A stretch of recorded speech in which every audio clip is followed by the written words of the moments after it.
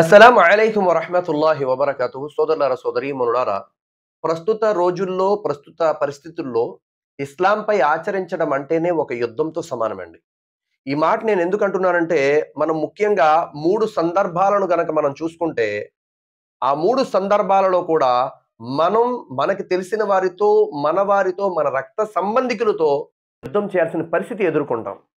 అందులో మొట్టమొదటిది వివాహం. వివాహం దైవ ప్రవక్త సల్లల్లాహు అలైహి వసల్లం యొక్క సాంప్రదాయం ప్రకారంగా, అల్లా యొక్క ఆజ్ఞ ప్రకారంగా మనం చేసుకుందాం అనుకుంటే, ఇక్కడ మన యొక్క రక్త సంబంధికులైనటువంటి మన వాళ్ళే మనకు చాలా అడ్డుపడతారు.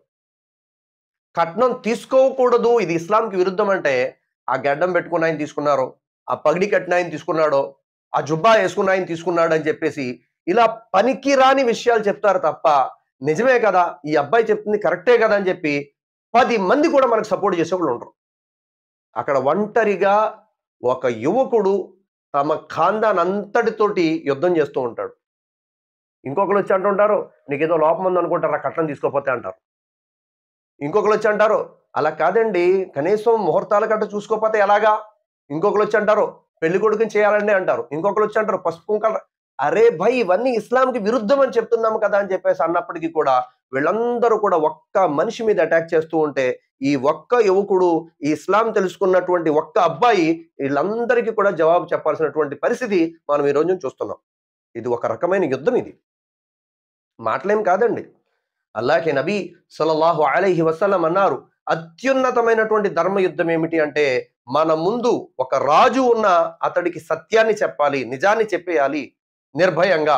అదే గొప్ప యుద్ధం అన్నారు దైవ ప్రవక్త సల్లల్లాహు అలైహి వసల్లం.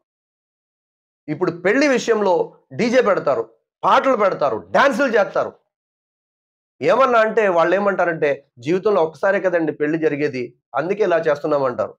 ఈ ఇస్లాం తెలిసినటువంటి పెళ్లి కొడుకు ఏమంటాడంటే, జీవితంలో ఒక్కసారే కదా పెళ్లి జరిగేది, అదేదో అల్లా మరి అల్లా యొక్క ప్రవక్తకు నచ్చినట్టు చేసుకుందామని చెప్పి ఈ పెళ్లి కొడుకు బాధపడుతూ ఉంటాడు. ఒక్క వ్యక్తి, ఒక్క మనిషి, ఒక్క అబ్బాయి మొత్తం అందరితో యుద్ధం చేస్తూ ఉంటాడు.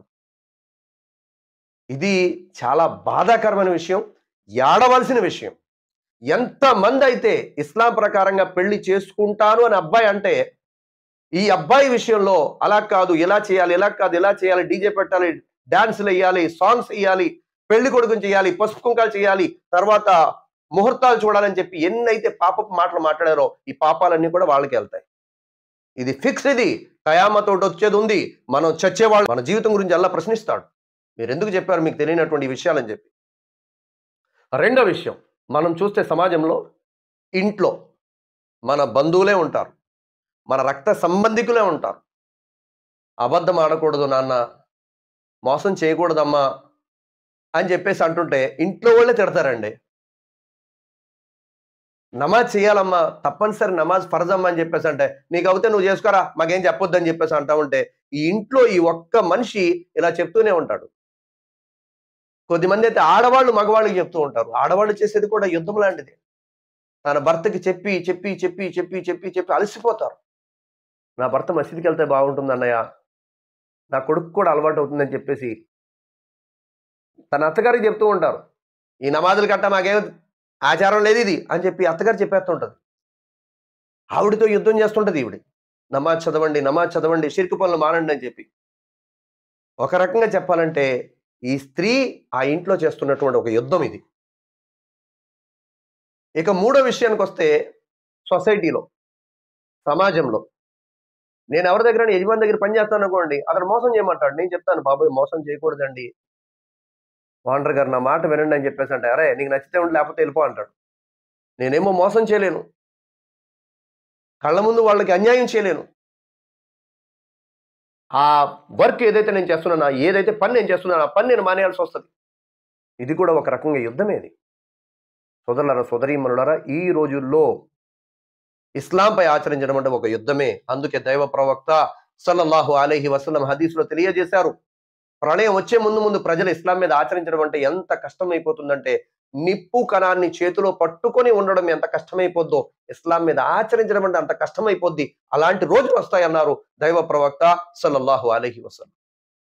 దానికోసమే సోదరులారా, సోదరీమణులారా, మనం అల్లాని రాజీ చేయడానికి, అల్లాని సంతోషింపజేయడానికి మనం ఇస్లాం ప్రకారంగా జీవితం గడుపుతూ ఉండాలి. అల్లా తబారక్ తాలా తన దయాకరుణతో దారులు తెరుస్తూ ఉంటాడు. అల్లా తబారక్ తాలా మీకు చెప్పేటువంటి నాకు కూడా ఇస్లాంకి అనుగుణంగా జీవితం గడిపే భాగ్యాన్ని ప్రసాదించుగాక. మరియు ప్రళయం ముందు వచ్చేటువంటి విపత్తుల నుంచి అల్లా మనందరి యొక్క విశ్వాసాన్ని రక్షించుగాక. యాజూజ్ మాజూజ్ దజ్జాల్ యొక్క ఎన్నైతే వినాశనాకరమైనటువంటి విపత్తులు ఉన్నాయో వాటి నుంచి మన విశ్వాసాన్ని అల్లా కాపాడుగాక.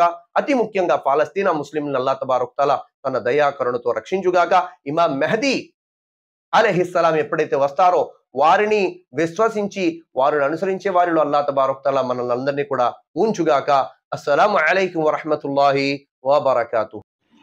అస్సలాము అలైకుం వరహ్మతుల్లాహి వబరకాతుహు. సోదరులారా, సోదరీమణులారా, ప్రతి ముస్లిం యొక్క హృదయంలో ఉండే ఒక కోరిక ఏమిటి అంటే ఎప్పటికైనా కాబతుల్లా చూడాలని, ప్రవక్త వారు పుట్టినటువంటి ఆ ప్రదేశాలను సందర్శించాలని, అక్కడ ఉన్నటువంటి ముఖ్యమైన ప్రదేశాల గురించి తెలుసుకోవాలని. అందుకోసమే ఇన్షాల్లా రంజాన్ తర్వాత మన తెలుగు ఇస్లాం యూట్యూబ్ ఛానల్ ద్వారా ఒక ఉమ్రా గ్రూప్ బయలుదేరుతుంది. మీలో ఎవరైనా రంజాన్ తర్వాత మాతో ఉమ్రా ప్రయాణంలో రావాలి అనుకుంటే స్క్రీన్ మీద ఇచ్చిన నెంబర్స్కు కాంటాక్ట్ చేయండి. అస్సలాము అలైకుం వరహ్మతుల్లాహి వబరకాతుహు. సోదరులారా, సోదరీమణులారా, సర్వసాధారణంగా మన ముస్లిం సోదరులు సోదరీమణులు కూడా చికెన్ ఆవకాయ తిందామని చెప్పి అనుకుంటారు. కానీ హలాల్ దొరుకుతుందో లేదో అనేటువంటి ఒక అనుమానంతో తినడానికి ధైర్యం చేయరు. కానీ ఇప్పుడు అల్హమ్దులిల్లా హలాల్ చికెన్ ఆవకాయ మీకోసం. మీలో ఎవరైనా మీ ఇంటి వరకు మా ఇంటి చికెన్ ఆవకాయని రప్పించుకోవాలనుకుంటే స్క్రీన్ మీద ఇచ్చే నెంబర్లకి కాంటాక్ట్ చేయండి. జజాకుముల్లాహు ఖైరా. మన ఛానల్లో వీడియోస్ చూసే మీ అందరికీ నా యొక్క ఒక రిక్వెస్ట్ ఏమిటి అంటే తప్పకుండా మన వీడియోస్ని లైక్ చేయండి. మీరు లైక్ చేయడం వల్ల ఏమవుతుంది అంటే యూట్యూబ్ మన వీడియోస్ని ఇంకా ఎక్కువ ప్రజలకు చూపిస్తుంది అన్నమాట. తర్వాత మీకు ఇంకా నచ్చిందనుకోండి కాస్త కామెంట్ చేయండి, మాషా అల్లా, సుబ్హానల్లా, జజాకుముల్లా అని చెప్పి. ఇంకా నచ్చిందనుకోండి తప్పకుండా మన ఛానల్ని సబ్స్క్రైబ్ చేసుకోండి, వీడియోస్ షేర్ చేయండి. జజాకుముల్లా.